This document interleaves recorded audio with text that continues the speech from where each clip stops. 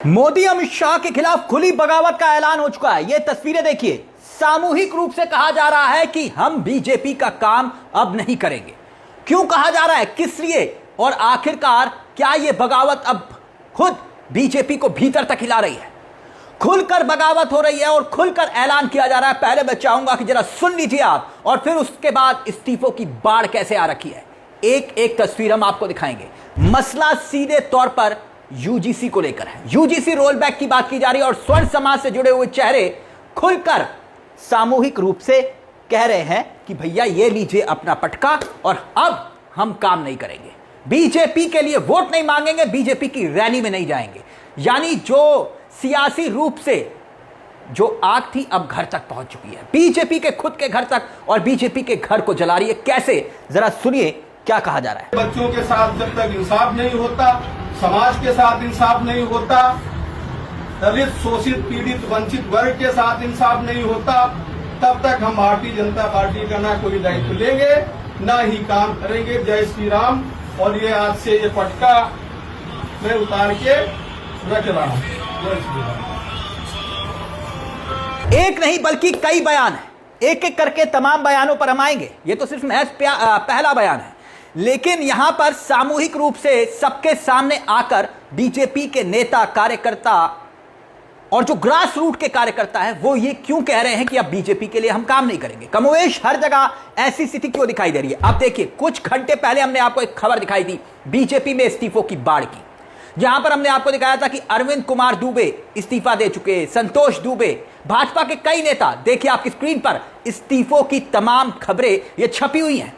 और अब इस बीच इस तरह के वीडियो सामने आ रहे हैं, ना सिर्फ वीडियो सामने आ रहे हैं बल्कि कुछ ऐलान भी हो रहे हैं। और जो राज शेखावत है कर्णी सेना के, उनके साथ भी बवाल हुआ है, वो तस्वीरें भी वायरल हो रही हैं। उन तस्वीरों पर हम आएंगे, लेकिन जरा ये जो सामूहिक रूप से इस्तीफे दिए जा रहे हैं, जो ऐलान कर रहे हैं, जरा सुनिए कि आखिरकार ऐलान क्यों हो रहा है। एक यादव जी हैं, ओबीसी के चेहरे हैं, वो भी इस्तीफा दे रहे हैं। वो इस्तीफा क्यों दे रहे हैं? क्योंकि मसला स्वर्णों का है। सुनिए जरा क्या कुछ कहना है उनका, सुनिए जरा। महामंत्री जी हमारे साथ हैं, रामनयन जी। रामनयन जी यादव हैं, ओबीसी है। इनके मन में भी इस बात का दुख है कि समाज के साथ, सबके साथ एक जैसा व्यवहार होना चाहिए। वो भी अपनी पीड़ा व्यक्त करेंगे। मंडल कोषाध्यक्ष रिंकू जी हैं, मंडल के वरिष्ठ उपाध्यक्ष हैं, हमारे दूसरे उपाध्यक्ष हैं, बहुत सारे साथी अपने नाम के साथ दायित्व का नाम भी लेंगे और अपनी बात भी रखेंगे। जय श्री राम। बोलो। जय श्री राम साथियों, मैं रामनयन यादव, मंडल महामंत्री वार्ड 46 से।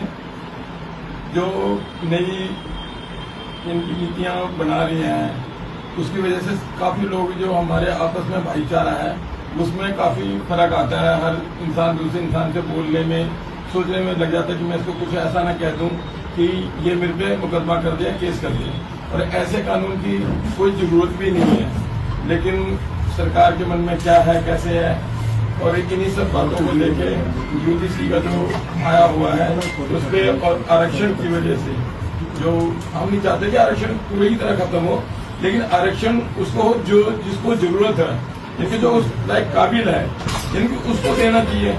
अब मान लीजिए किसी को एक बार मिल गया, उसके बेटे को भी मिल गया।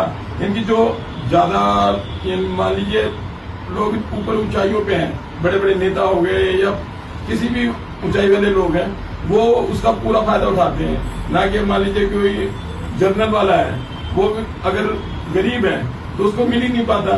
तो इन सब चीजों को लेके, और इसी वजह से, इन्हीं विचारों को देखते हुए कि अब हम भाजपा को क्या कर दे रहे हैं। इनकी जब तक हमारी इस पर सुनवाई नहीं होगी, तब तक के लिए हम भाजपा का कोई काम नहीं करेंगे। बात इस्तीफों की हो रही है, और इस्तीफों की झड़ी इस वक्त बीजेपी के घर के भीतर कैसे लगी हुई है वो खबरें तो आप देख रहे हैं। लेकिन यहां पर जो स्वर्ण समाज है, सीधे तौर पर यूजीसी रोल बैक के नारे को लेकर जो शनिवार को बवाल हुआ, और उसके बाद से अब ये बवाल थमने का नाम नहीं ले रहा है। खुद भारतीय जनता पार्टी के अंदर से बगावत की आग अब महसूस हो रही है और ज्ञापन दिया जा रहा है। अभी मैं ये तस्वीरों पर और कुछ और बयान है वो भी आपको सुनाऊंगा। ये बयान क्योंकि बहुत महत्वपूर्ण है, इन बयानों पर हम आए। लेकिन अब देखिए ज्ञापन सौंपा जा रहा है आपके सामने। देखिए ज्ञापन सौंपा जा रहा है और बकायदा ज्ञापन देकर कहा जा रहा है कि भैया हमारी मांगे नहीं मानी तो आंदोलन तेज होगा, सड़कों पर उतरा जाएगा। और इस पूरे मसले को लेकर तमाम तरह के बयानात भी सामने आ रहे हैं, जो बीजेपी के लिए एक खतरे की घंटी है। चुनाव नजदीक है और चुनाव के भीतर इस तरह से अगर पार्टी के कार्यकर्ता नाराज हो गए और स्वर्ण समाज में नाराजगी हुई तो फिर क्या होगा। और बकायदा जो ज्ञापन सौंपा जा रहा है, अब जरा सुनिए क्या कहा जा रहा है मन से, सुनिए। हमारे सिटी में जिस सिटी आ चुके हैं, ये ज्ञापन दिया जा रहा है। मैं नगर मजिस्ट्रेट से अलग धन्यवाद दूंगा, आपने समय निकाला। कोई जल्दबाजी ना करें क्योंकि बहुत महत्वपूर्ण मुद्दे पे आज हम लोग आए हुए हैं। आप लोग आए हुए हो इतने दूर से, अल्मोड़ा तक, रामनगर से, तमाम शहरों से आके यहाँ सोने इकट्ठा हुए हैं। सर ये ज्ञापन हमारा है। अभी केंद्र सरकार के 3 जो नियम है, कानून है, जिसको हम रहे, एक तो आरक्षण में जो है 8,000 का आरक्षण होना चाहिए, वो हमारी मांग है। पहली हमारी क्या पूरे देश के थोड़ों की मांग है। दूसरा हमारा जो ये कानून है वो अभी सुप्रीम कोर्ट में तो है, लेकिन हम चाहते हैं कि तुरंत सरकार उसको बंद करे क्योंकि सरकार ही लाई है उसको। तीसरा जो एसटी एक्ट का दुरुपयोग हो रहा है, अभी फिर से सरकार कुछ दिन पहले 40% की वृद्धि करी है। 12 लाख रुपए जो केस इस पे होता है झूठा, क्योंकि झूठे केस हो रहे हैं 99%, तो वो तुरंत एसटी एक्ट जो है खत्म होना चाहिए, उसका चुनाव नहीं होना चाहिए। अब देखिए डॉक्टर राज शेखावत है, डॉक्टर राज शेखावत, उन्होंने बकायदा एक वीडियो जारी किया है और उससे पहले ये ट्वीट देखिए आपकी स्क्रीन पर है। उन्होंने लिखा है कि स्वर्णों, केंद्र सरकार आपकी एकता से भयभीत है, अपनी एकता बनाए रखें और पूरी दृढ़ता के साथ डटे रहें।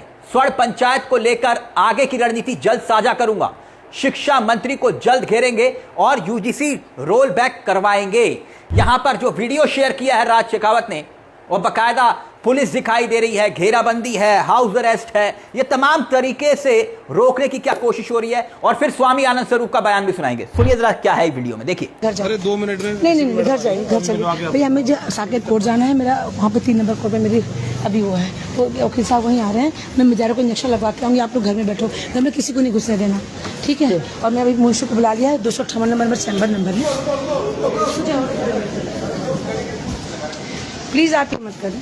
अभी 2 मिनट में चल रहेंगे। 1 मिनट, नहीं मेरे भाई को मत रोकें प्लीज। हम आपके भाई नहीं, आप सिर्फ ड्यूटी निभा रहे हैं। हम आपके भाई नहीं है, बात। आज मुझे बहुत अच्छा लगा कि रियली आई फील सेफ कि आप लोग आज यूनिफॉर्म में भी हैं और सबके नेम प्लेट है। I really regard for you, really नहीं आपके नहीं, ये चीज होती है ना, ये चीज होती है। आज सभी बहनों के भी उसमें लगा हुआ है। परमिशन के लिए बोला हुआ अभी नहीं अजीत जी नहीं भाई मेरे भाई को भी तो मुझे बाजारों का इंजेक्शन लगना है, तो मेरा मेरी बात मैंने तो एसीपी सर तक से बात करा रहा था। सर कैसी बात कर रहे हो, उन्होंने फोन पे बात मेरे राखी ऐसे तो मत बिगाड़ो प्लीज। थोड़ी देर बाद मिला देंगे। नहीं प्लीज भैया, मेरे भाई को मतलब मैं वकील हूँ, गलत बात है, गलत बात है। देखिए be humble, you humble, I am humble. 2 minute की तो मिलने की बात, 2 मिनट के लिए मिलने दो, मतलब ऐसा कुछ भी नहीं है। देखिए इधर अगर आतंकवादी घोषित कर दोगे तो हमें फिर फायरिंग का आदेश दे दो, हम मरना पसंद करेंगे, हम आतंकवादी नहीं है। मैं सुप्रीम कोर्ट के अधिवक्ता हूँ, ये गलत बात है और फिर ये मेरी क्लाइंट भी है।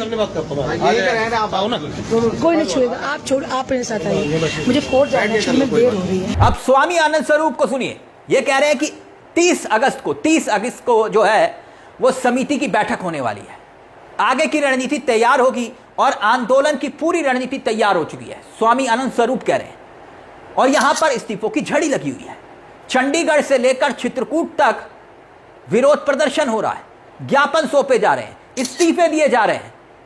लेकिन यह मामला क्या रुकेगा या अब और बढ़ेगा? अगर और बढ़ेगा तो क्या मोदी अमित शाह के लिए मुश्किल खड़ी होने वाली है, एक नई मुश्किल और एक बड़ी मुश्किल, आगे कुआं पीछे खाए। जरा सुनिए आनंद स्वरूप क्या कह रहे हैं, सुनिए जरा। ओम नमो नारायण। बंधुओं, ये बात आपको बताना बहुत आवश्यक है कि आंदोलन सही दिशा में चले, आंदोलन का एक सामूहिक नेतृत्व हो। इसको लेकर के सभी जो बड़े संगठन हैं, जिनकी एक कोऑर्डिनेशन कमेटी बन रही है, 30 तारीख को दिल्ली में बैठेंगे। आगामी रक्षाबंधन है, रक्षाबंधन के बाद 30 तारीख, और 30 तारीख तक हमको अनुमति पक्का मिल जाएगा, मुझे पूरा विश्वास है।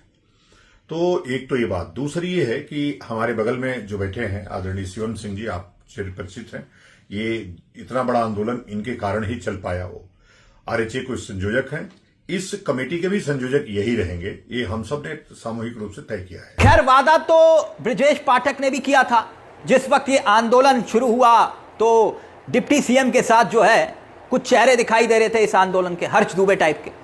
और फिर उसके बाद ये बवाल को शांत करने का दावा करते हुए कहा था कि भाई 1-2 दिन में मामला जो है हम आला नेताओं से बातचीत करेंगे और मामला थम जाएगा। लेकिन वो वक्त गुजरा, लेकिन अभी तक कोई कदम आगे नहीं बढ़ाया। अब बढ़ाए तो बढ़ाए क्या, यहां स्वर्ण नाराज और वहां पर कदम पीछे खींचे तो ओबीसी नाराज। अब ऐसी स्थिति में बीजेपी ने जो शुरुआत की, क्या वो खुद ही अपने ही बुनाए हुए जाल में फंसती जा रही है? एक बार फिर से मैं जरा उन तस्वीरों पर आना चाहूंगा जहां पर सामूहिक इस्तीफे दिए गए। जरा सुनिए और क्या कुछ कहना है सामूहिक इस्तीफे देने वालों का, जो कह रहे हैं कि भैया बीजेपी के लिए हम अब काम नहीं करेंगे। सुनिए जरा। मैं भारतीय जनता पार्टी में इस्तीफा देता हूँ और आपका नाम भी काम करेंगे ना। मैं रघुन गुप्ता भाई हूँ और मैं युवा मोर्चा से मंत्री। और मैं जो मेरे भाइयों साथियों ने सबने बोला कि जो अपना आरक्षण वगैरह के बारे में जो हो रहा है, तो मैं भी कोई काम नहीं करूँगा भाजपा का आज से। और अपना जब तक ये मेरे साथियों का होता कुछ नहीं होगा, इतना कुछ नहीं करूँगा। मैं इंदन सिंह, किसान मोर्चा। आज जो हमारे साहब ने सबने बताया उसी के आधार पर आज मैं त्याग पत्र दे रहा हूँ। आज के बाद जब तक वो नहीं होगा मैं कोई काम नहीं। जय श्री राम। जय श्री राम। जय श्री राम। मैं श्रीराम मौर्य, पूर्वांचल मोर्चा के महामंत्री। जैसे कि आप लोग ने सुना और उन्होंने जो कहा, मैं इनके साथ हूँ और आज से कोई काम कोई धंधा सब बंद। जय श्री राम। अब इसी तस्वीरों को लेकर देवाशीष रॉय हैं, उन्होंने देखिए देवाशीष रॉय ट्विटर हैंडल पर वो क्या लिख रहे हैं आपके सामने। उन्होंने लिखा कि भाई बीजेपी को संवारने के लिए हम स्वर्ण ने मिलकर काम किया और उसका पिंडदान भी स्वर्ण ही करेंगे। यानी यहां पर यह कहा जा रहा है कि भाई हमने बीजेपी के लिए काम किया लेकिन बीजेपी हमारी सुन नहीं रही, सुनवाई नहीं हो रही है। और वहां पर ब्रजेश पाठक जैसे नेता कुछ और दावा कर रहे हैं। लेकिन जो खबरें छप रही हैं कि यह मामला सिर्फ और सिर्फ चंद इस्तीफों तक सीमित नहीं रहने वाला। यह सामूहिक इस्तीफे वीडियो जारी करके दिए जा रहे हैं, यह कोई साधारण बात नहीं है बीजेपी के भीतर। यह जानते क्यों? क्योंकि इसलिए कि हाल ही में जब यूजीसी को लेकर विरोध हुआ था, तब इसी उत्तर प्रदेश में नारे गूंजे थे कि योगी तुझसे बैर नहीं, मोदी तेरी खैर नहीं। और उन्हीं नारों के भीतर अब एक बार फिर से विरोध की यह चिंगारी खास तौर पर उत्तर प्रदेश में अगर भड़क रही है, तो फिर यह किसको नुकसान देगी और किस स्तर पर नुकसान देगी?